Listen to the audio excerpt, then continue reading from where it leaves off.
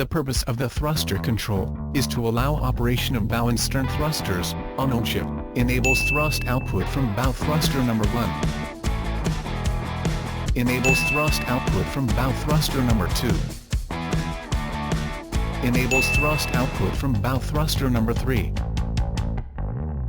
Enables thruster output from stern thruster number 1.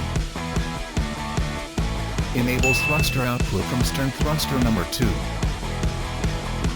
Enables thruster output from stern thruster number 3. Thruster control activation. If multiple thruster controls are installed, this key is used to activate the thruster control panel. Click Active button to activate the thruster control panel. The key will illuminate. Click the thruster you want to activate, for example bow thruster number 1 button, and stern thruster number 1 button to start these thrusters.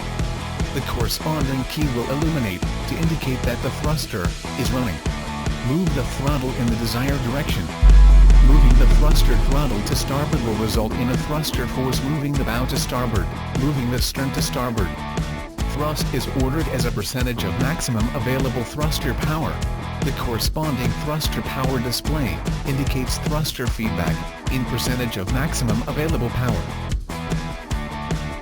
Click the activated thrusters to stop these thrusters. The corresponding key will turn dark to indicate that the thruster is stopped, indication of a malfunction to bow and stern thruster. If a thruster failure occurs, the corresponding thruster key and alarm button flashes to indicate a fault condition.